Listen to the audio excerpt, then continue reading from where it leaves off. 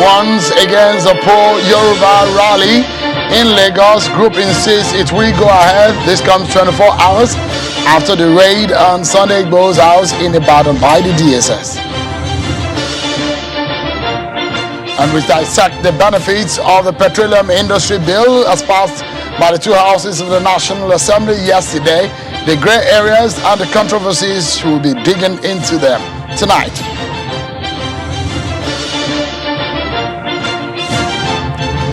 Hello everyone and welcome to Politics Today live on Channels Television. I'm Sean Kimbalo in Lagos.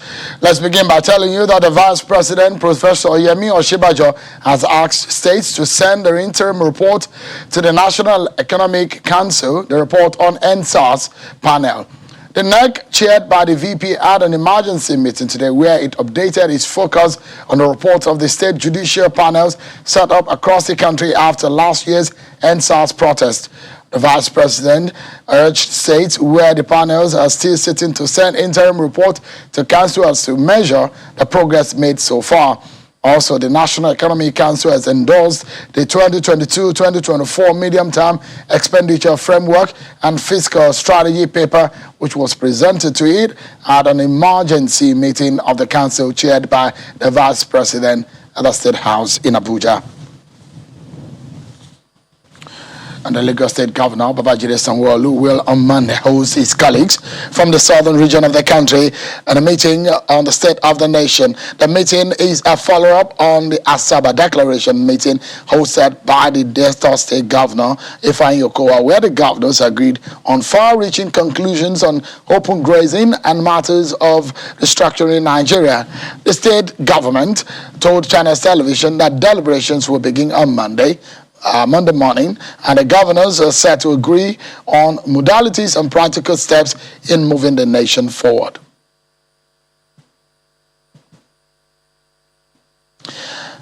Before we begin the program tonight, because what is happening in the nation tonight, we want to give you a perspectives of what is going on, your own role as a citizen, and what the government is doing, so you can get a sense of what role you will play in all of this. But before we get into that, let's check out some of your political roundup stories.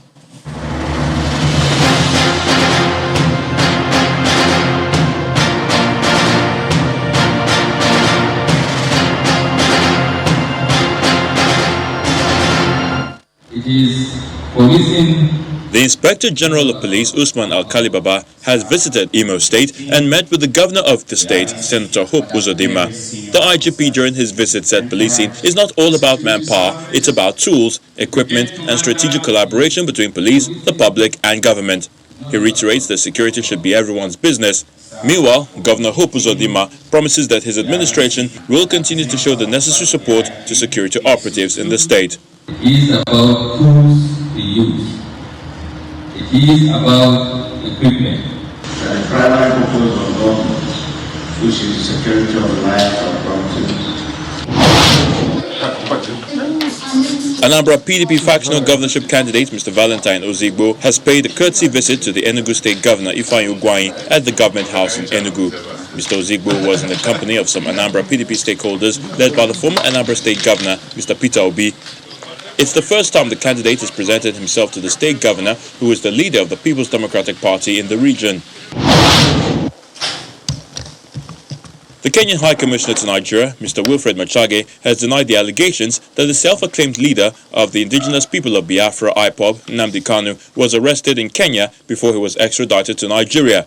Speaking at a news conference in Abuja, the High Commissioner challenges anyone with evidence of Kanu's arrest in the country to come up with such, insisting that those who peddle such information wants to feel antagonistic feelings against Kenyans in Nigeria. I want to challenge anyone with the facts relating to this alleged arrest in Kenya. And the Federal High Court in Abuja has fixed September the 20th for judgment in a suit by former Abia State Governor Orji Uzor Kalu seeking to stop his retrial in an alleged 7.1 billion naira fraud. The presiding judge, Justice Inyang Ekwo, fixed the date after Senator Kalu and the Economic and Financial Crimes Commission adopted all processes filed for and against the suit. The former governor, who is now a senator representing Abia North Senatorial District, is seeking to stop his retrial in the 7.1 billion naira money laundering charges on the ground that he had been tried, convicted, and imprisoned.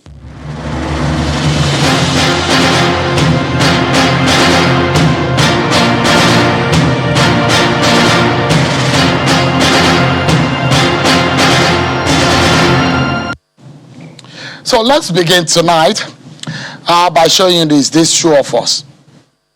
Outing. If there's any issue, let me know. I'm there behind you.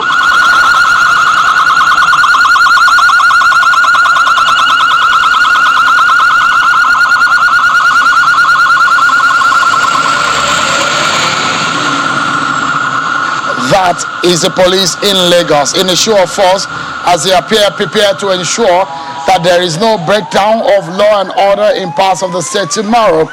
A group tagged the Ilana Omo Odua, who has been seeking what they call the Odua Nation, has held rallies in some parts of the southwest region in the past few weeks and has planned to hold a similar rally in Lagos tomorrow. Police anti-riot trucks are already being deployed to strategic locations in the state ahead of the rally, which authorities had cautioned residents against. The State Police Commissioner Hakeem Odumosu yesterday urged Lagos residents not to participate in the protest and that the state will not allow another breakdown of law and order. Take a listen to the Police Commissioner.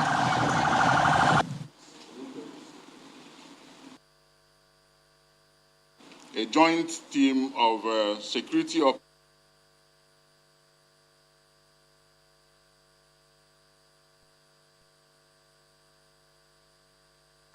Meanwhile, yesterday, the Department of State Services, of course, has been explaining what happened in Ibadan over the issue of Mr. Sunday Igboho. But the umbrella body of the Yoruba self-determination groups, Ilana Omo Odua, says it will go ahead with tomorrow's pro-Yoruba Nations rally in Lagos. A statement by the group says that the rally will hold without any fear or intimidation, promising a peaceful event as was done in other states. The group, headed by a renowned historian and Second Republic Senator Professor Banji Akintoye, is appealing to the Lagos State Police Command to ensure the rally is not hijacked by hoodlums. The group says it has also notified the Lagos State Governor, Babajide Sanwo-Olu, about the rally. Mr. Olashukbo Ujo, the legal advisor to the group, in a letter signed by him, says they have notified the police of their intentions to hold the rally and will need a protection against hoodlums hijacking it.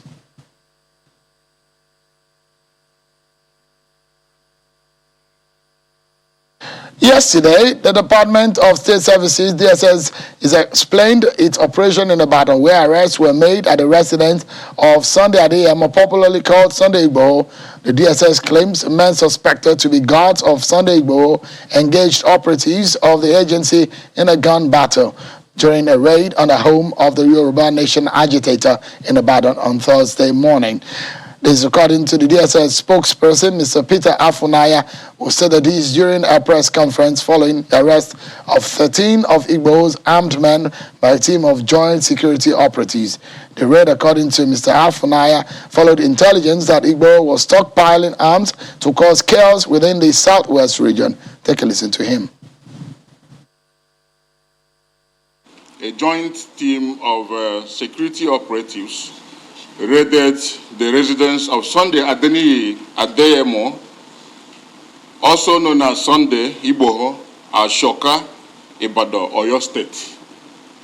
This was based on intelligence that he has stockpiled arms in the place. On approach to the residence, the team came under heavy gun attack by 9 men suspected to be Igboho's guards. In the course of the exchange, 2 of Igboho's armed men were gunned down, while the rest were subdued and arrested. Only 1 operative, who was shot by the assailants on his right hand, sustained injury. About 13 suspects, including 12 males and 1 female, were arrested and brought to Abuja. The arrests and seizures are no doubt a confirmation of a grand plan by Igboho and his cohorts to wage a violent insurrection against the Nigerian state. The gun duel, which lasted for an hour, offered Igbo the chance to escape. Sunday Adeyemo, alias Sunday Igboho, is now on the run.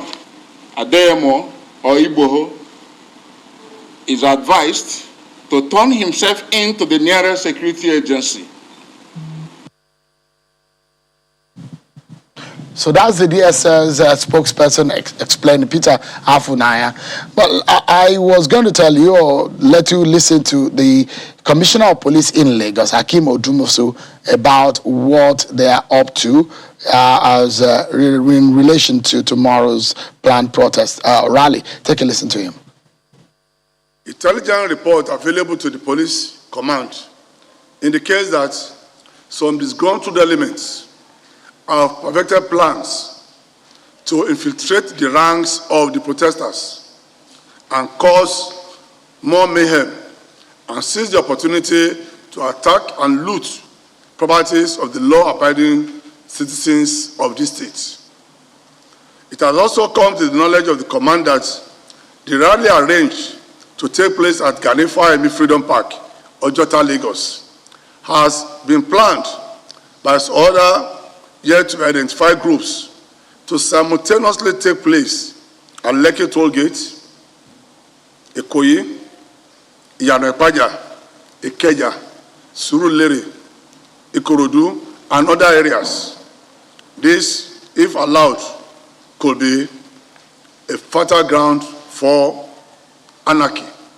Anyone caught participating or facilitating the rally will be dealt with within the ambit of the law.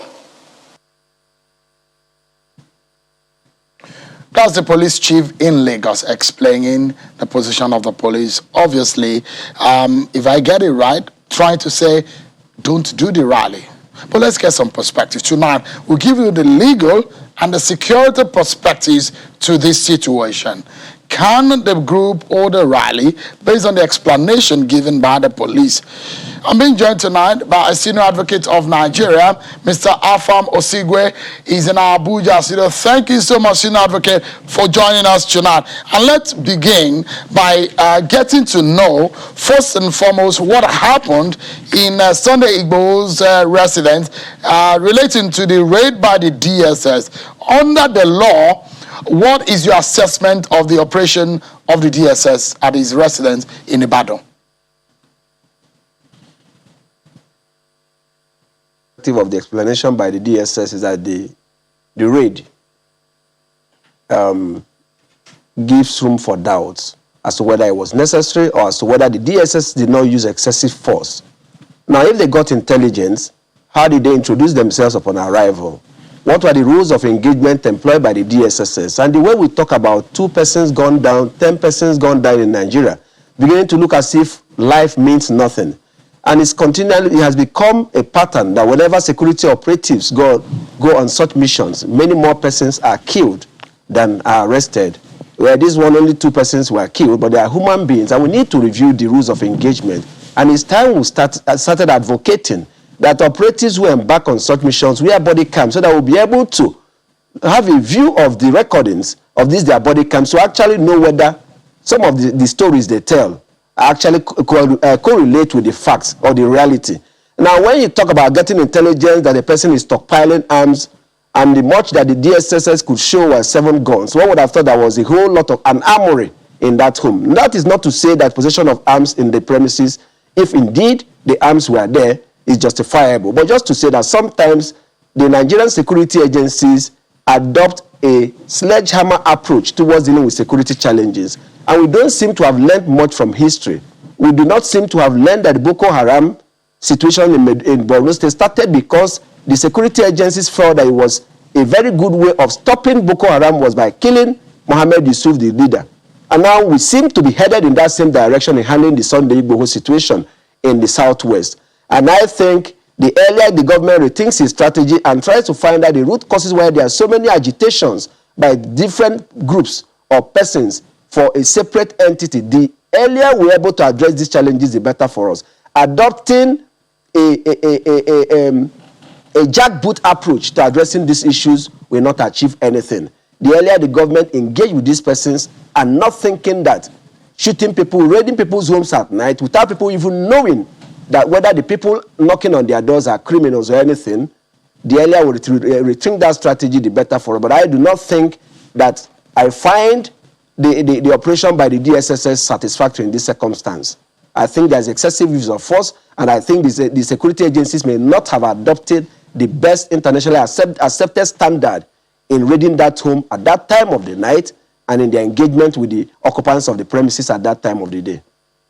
You will help us make sense, legally speaking, of course, of some of these issues, and perhaps my audience tonight will be able to get a sense of what happened and what the law says. So let's get it clearly.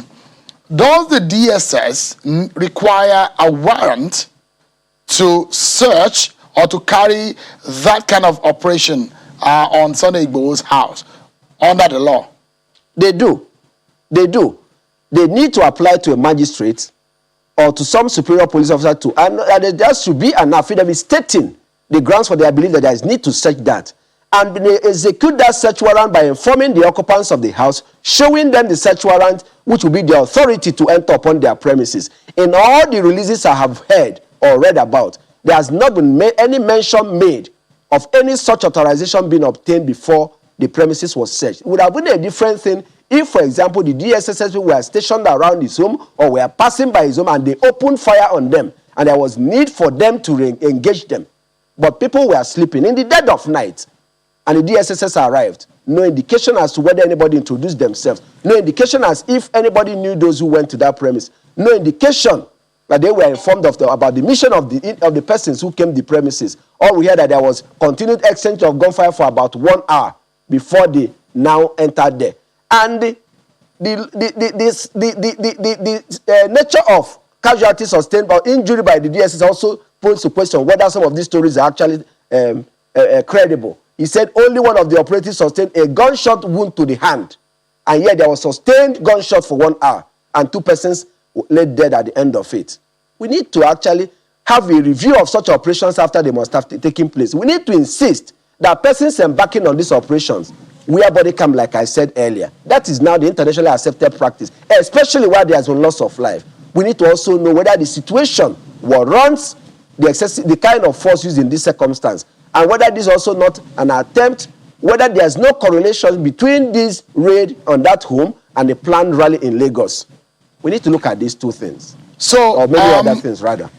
Great, because one of the things that you said about wearing body cams, because there are laid down procedure, we've had these kind of conversations before when the DSS has explained that, especially because when it involves evidence being found in the process of a search, and what they find and all of that, and evidence that these things are not planted and were found there, and I know DSS might be able to explain that, but in the scenario which played out and which you have explained, what if it happens, maybe if it happens, the DSS says that they got an intelligence that there is a stockpile of arms. Could there be any premise under the law that gives the DSS an operational opportunity to do what they did without acquiring or requiring or going there without a warrant? They said they got intelligence that arms were being stockpiled. If indeed they did that, and let's take for a moment, we don't doubt that they do. Before you storm such premises, you give the occupants an opportunity to surrender. You tell them your mission and give them an opportunity to surrender and allow you access into that. I have not heard that any of these things was done. If I take you back to the US, there was a time one David Koresh of the Davidian court that the alcohol, tobacco, and firearms, ATF, had to storm there. They waited, there was a siege for 53 days before they went into there. It's only in Nigeria you get intelligence, the next thing you go rampaging through that place like a bull in a china shop. And people are dead at the end of the day and questions are not asked. And stories are told against the dead that nobody is able to ask questions about. and bodies are displayed as if there's no dignity for either the living or the dead. I'm not saying the DSS, if they have credible intelligence, should not act on it. But my point is, there must be due process of law. We must do things in a civil way that ensures that we were able to gather enough evidence to show justification for the operation, and also giving those who are in that premise an opportunity either to give up or for there to be minimal loss of lives or minimal use of force. And I don't think that has been done in this circumstance. The other side of the conversation tonight is also about the rally, the rights to protest, and what the police is saying in Lagos. The question now is that those kind of firearms that we saw displayed by the DSS, could there be any possibility under the law that these are acquired legally? Those kind of range of firearms based on the Firearms Act? Well, I do not think the Firearms Act permits individuals to carry such arms. If for you to carry such arms, you need the approval from the President of the Federal Republic of Nigeria. I would like to believe that that may not have been given at this instance for purposes of argument. Now, the issue is that there are a lot of arms. There's a proliferation of small arms in circulation in Nigeria. The nature of our porous border, there's so many wars going on in many parts of Africa, make it easy for people to acquire these arms and transport them across transnational borders. But the point is, if there's intelligence that these things were actually in that house, there should have been better ways of getting them, and there should have also been better ways of dealing with this situation. And talking about the right to protest, it is a fundamental right of persons to protest. And unfortunately, in recent times in Nigeria, we have seen situations where people apparently are sponsored to disrupt peaceful demonstrations and turn them violent, thereby giving justification for security agencies to now clamp down on the protesters. We must find a balance. And the police must learn that and the security agencies must learn that when people plan to do a peaceful protest, especially an organization that has carried out peaceful protests in some times past without any resort to violence, the police should be there to protect them, to provide security for them, and not to disrupt them or stop them. It would appear that the aim in Lagos is to stop the entire demonstration. Now, if the police got intelligence that people are trying to cause violence, one would expect the police to target those trying to disrupt the planned peaceful protest and not to stop the peaceful protest itself. If they got intelligence, that intelligence should give them idea of those who are planning them, how they intend to operate, and give them adequate information to prepare to stop those who intend to make the demonstration violent from achieving their aim. But like because I said, an argument will be demonstration, so that's clear. Yeah, an argument will be that considering the history of what happened last year during the NSAS protests and police officers being killed and the police formations being touched and things that happened. But we're since being joined on the program also from our Abuja studio there, a retired Deputy Inspector General of Police, Abila Joshak. He was, before his retirement, the DIG in charge of operations. It's good to see you again, DIG, and thank you so much for joining us. Before I get you into the conversation about the rally in Lagos, because I know during your time, issues of protest also is a major issue. The issues of whether you have water cannons and tear gas to be able to manage protests when it gets out of hand. But for the raid that happened in Sunday Igboho's house in Ibadan, what is the operational procedure for carrying out that kind of raid by the DSS? Is a sister agency that you worked with when you were in service? Yeah, thank you for having me. The action taken by any security operative or whoever that has been assigned, to tackle a challenge depends on the gravity of such a complaint. If what has been reported and what is about to happen, it's so magnanimous that in a magnitude that will disturb the peace of the state or some other citizens will really be hurt, then the security agencies have the right to break in and break out, to ensure that they contain the danger element, either human beings or materials or arms, they have the right to quickly go and break in and break out and ensure that the situation is being tackled and contained in order not to have the citizen harmed.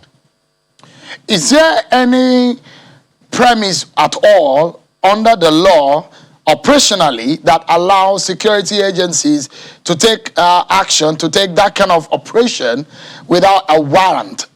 I mean, does an emergency situation gives any security agency any premise to do that kind of, carry out that kind of operation? It does. There is a provision or policy or some processes that allow the security agencies to ensure that if there's any element, like I said, a human, whether human or arms or whatever, that is likely to disturb the peace of the nation and create problem or lead to death and what have you, it is allowed that be contained with.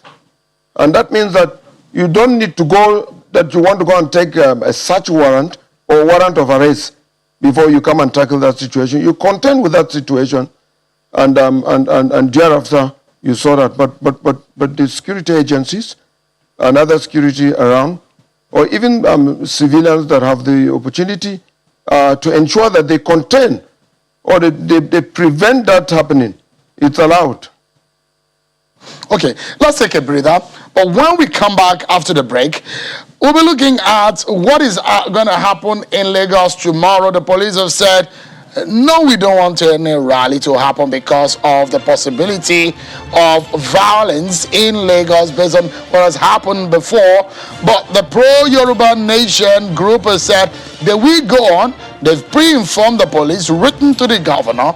But how will this play out? The experts here on the program tonight will give us more insight to this. Plus, we'll dissect the PIB again with one of my guests in Maiduguri studio. Don't go anywhere. We have so much more to talk about.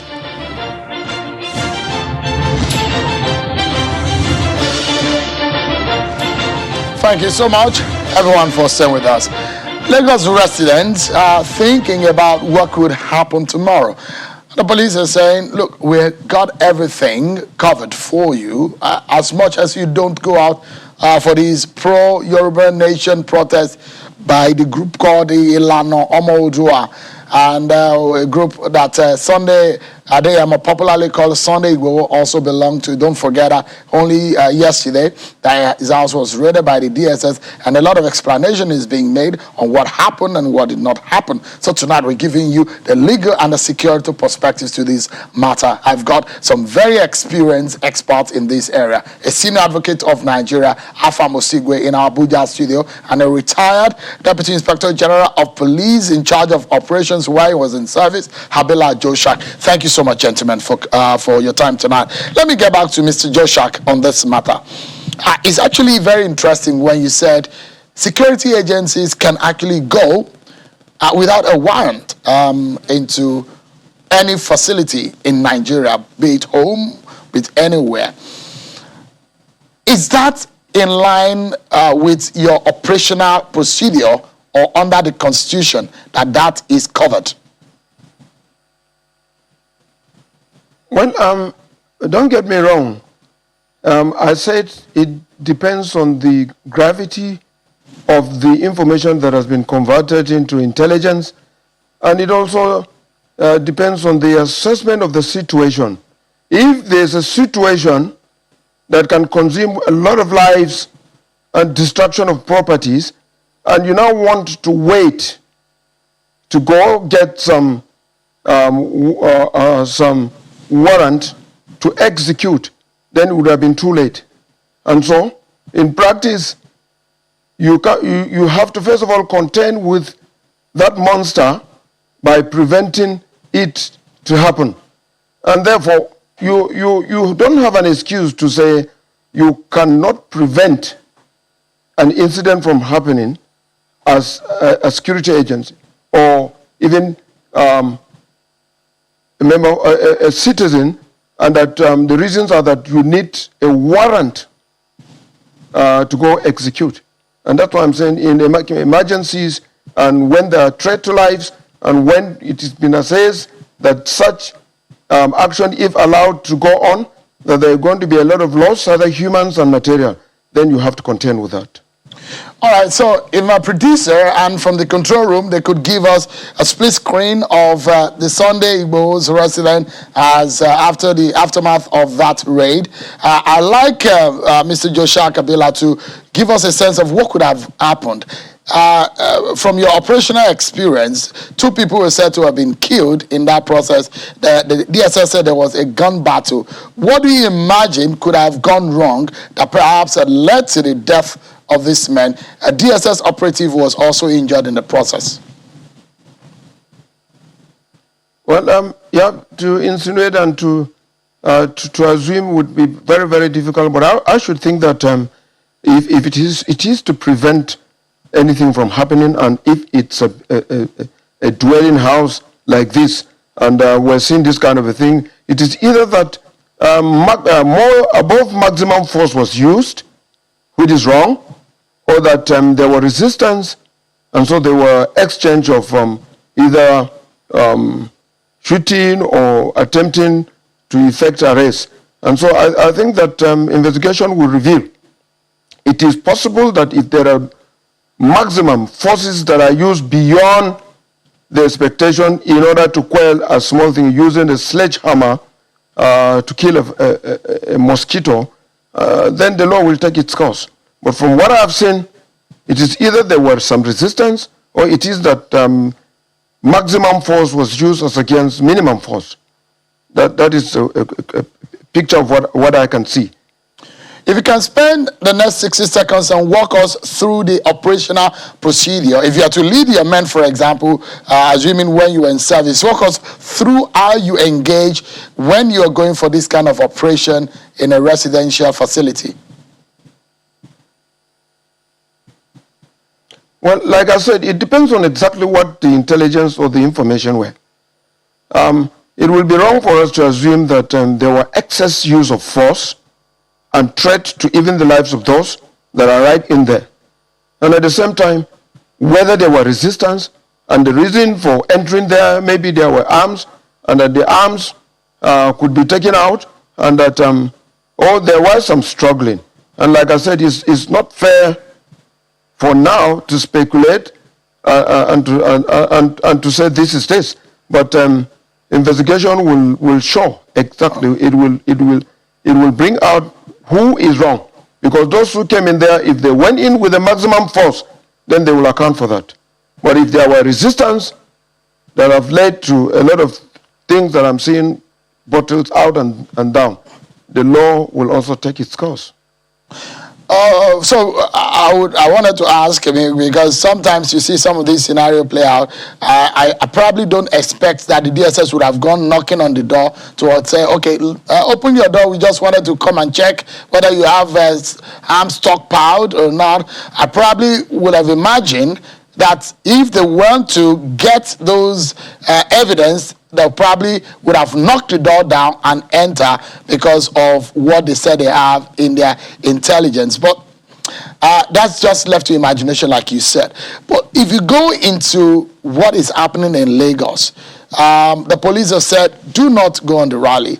But based on what the group has said, the lawyer has written to the police and to the governor, and they said that they have informed them of the rally and they need to be protected. What do you think could happen in this sense? The police said, do not protest. The protesters have said, we're going to come out, a rally, we're protected under the law. Well, there is a communication gap.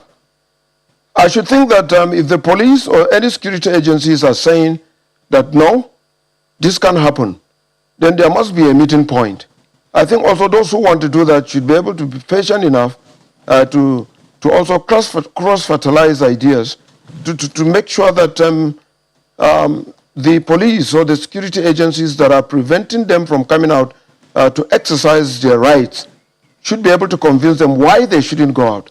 But if they are apart, and those who want to go on protest are saying, we have that right constitutionally and we have to go out, they should be able to also listen to the security agencies who are saying, this is why you shouldn't go out. And then there will be a meeting point. And right out there, if there's a disagreement, then we can now understand that each side wants to stand its own. But if there has been no communication and this has not been discussed, then it's quite bad. But the security or the security agencies have the responsibility of securing safety of peoples and the properties. And if they are saying something, I also think that the citizens should listen to them. If it does not make sense, that is when they can also say and go ahead to do what they want to do. There is a footage that we were playing earlier. It does look like an anti-riot truck, like a water cannon truck that we saw. That's the police chief in Lagos. That's the truck there. If police are saying we do not want, then one could imagine that as soon as they see protesters tomorrow, there might be discharge of water cannon or tear gas. Could that be the case tomorrow, Mr. Joshak? Yeah, I could see that those security agencies are trying to be very civil, and I think they've also has the handbook for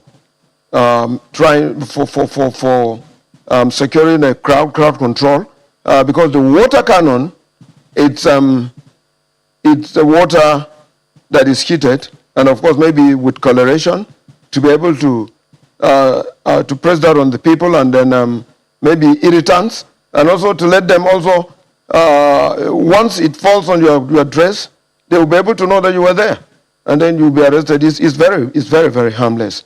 And if that is what they are demonstrating, then it means that they are going to be very civil, and they are going to ensure that those who disobey the law should be able to they should be able to get them, but not to harm, and not to injure, and not to destroy. If that is that water cannon that I have seen. So let me go back to State Advocate Alpha Mosigwe. So there is, in Nigerian law, the Constitution spells it out that the nation is indivisible.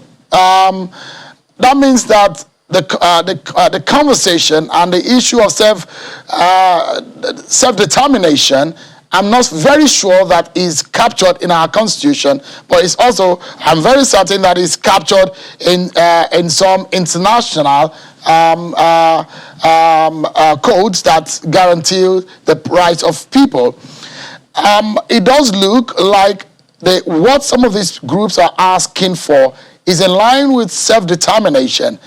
The secessionists, in some sense. How do you manage that? What does the law say about this kind of scenario under the present situation we have on our hands in Nigeria? Now, thanks, Shego. There's a difference between people agitating for a right to self-determination, to being able to have some autonomy or independence from a nation. The Scots have been on the battle for independence from the United Kingdom. And so they have some degree of autonomy within the union. And some persons in Nigeria are asking for self-determination, and many persons are not in agreement as to what the meaning of this is. So some call it through federalism, some also speak about secession. But I think all these, whatever way they are carried out, are rights, universally recognized rights. But there's also a difference between agitating for self-determination and insurrection. That is where people take up arms to try to achieve that. I do not think we have got to that point. I said earlier that the government should be worried that these cries are gaining momentum and transcending more than one region. And the government should not, as was done by the president some days ago or some weeks ago, say that there is no going to be any restructuring. In other words, shutting out any possibility of any conversation. The government must realize that when there's a lot of discontentment in the policy, in the polity, the best way to address it is not by saying if you try it, we'll crush you. The best way to address it is not by wishing it away and saying that is not a subject for discussion. The government must sit down with the component units. The Switzerland as a nation has survived because they have some form of confederation that allows the cantons or the federating units some degree of autonomy. If people feel that there's a lot of power given to the center in Nigeria, and that if power is ceded more to the states or to the regions, that some of these issues will be addressed. These are things that call for people to sit down at the table and talk.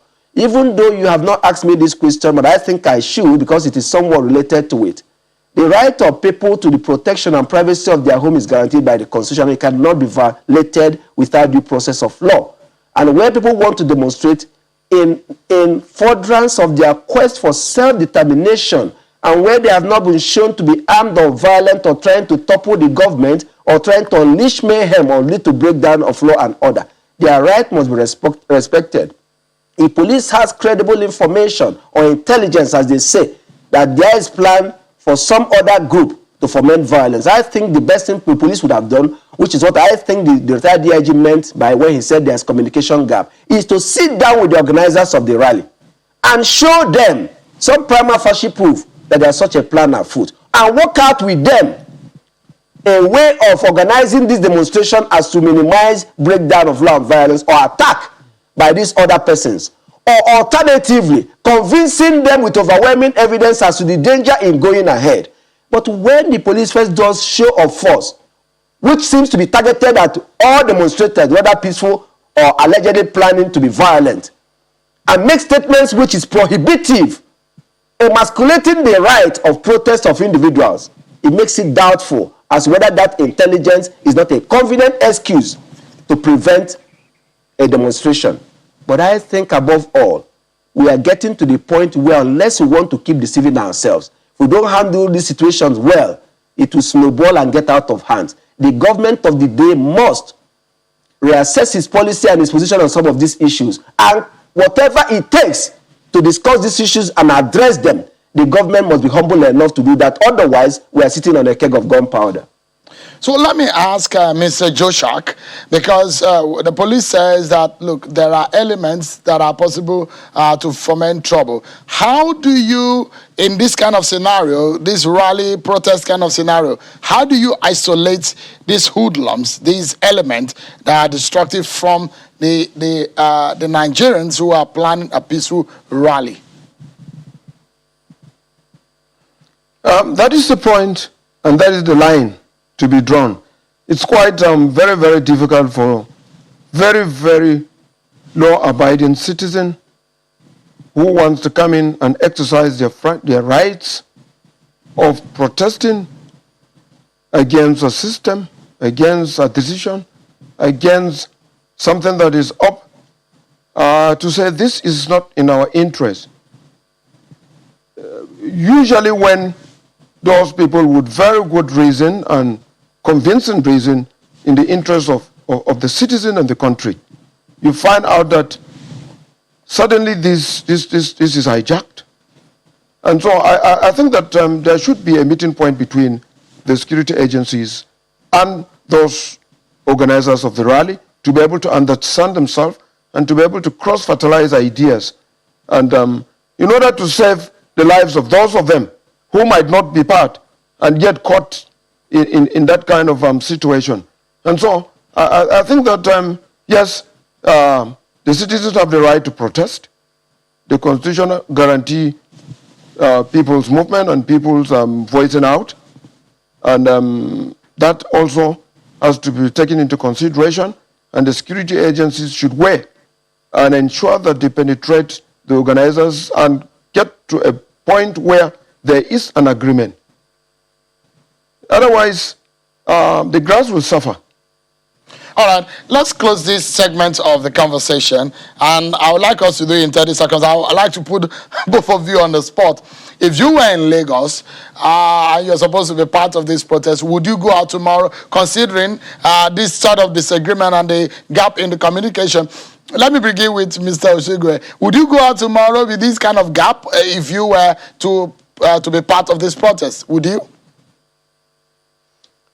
If I was in Lagos and part of this protest, I would go out tomorrow, but I'll be wary that there may be plans to sponsor people to disrupt it. Mr. Joshak, I mean, you have a security background. Would you go out? Because you've explained that there is a gap in communication. Yeah, there's a gap in communication, and of course, people must go out to do whatever assignment they have, and people should go out, but the security agencies should also be very careful to protect the lives of those of them that want to go do what they think it's important. Mr. Abela Joshak, former DIG of Police, thank you so much for your time tonight. And Mr. Afam Osigwe, Senior Advocate of Nigeria, thank you indeed. It's a pleasure getting these expert opinions from both of you. Thank you indeed. Thank you very much. Let's reach this now and stay on the matter which we started yesterday on the program is about the PIB. The National Assembly has finally passed the Petroleum Industry Bill. The bill seeks, among other things, to promote transparency, good governance and accountability in the administration of petroleum resources in Nigeria. Although the bill scaled through at the House of Representatives without hiccups, it is, however, a different situation at the Senate. Some senators from the Niger Delta region are demanding an increase to 5% from 3% of the expenditure cost of oil companies for the development of host communities. The versions from the two houses of the National Assembly will need to be harmonized before being transmitted to the President for his assent. So you can see some of the key issues on this matter, and we hope to get some perspectives in the next few minutes. But like I said, some information that you need to know on this PIB, and this is how it looks at a glance. The PIB hopes to create efficient and effective governing institutions with clear and separate roles for the petroleum industry. It also establishes a framework for the creation of a commercially oriented and profit-driven national petroleum company. It also enables the exploration and exploitation of petroleum resources in Nigeria for the benefit of Nigerians. It also liberalizes the downstream sector. But let me give you a sense of what happened on the floor of the Senate. I played these two for you yesterday, but it's some conversation that one needs to see again to get a sense of what was going on the minds of the lawmakers when they put this together. Take a listen to what happened on the floor of the Senate yesterday. A bill for an act to provide legal, governance, regulatory, and fiscal framework for the Nigerian petroleum industry, the development of host communities, and for related matters 2021 third reading taken, and the bill is passed. Well, distinguished colleagues, let me thank all of us for this tremendous and historical achievement of passing the long-awaited Petroleum Industry Bill. We promise Nigerians that we will do our best to pass the Petroleum Industry Bill that have then so far at that time defied passage or defied assent. At least the demons have been defeated in this chamber.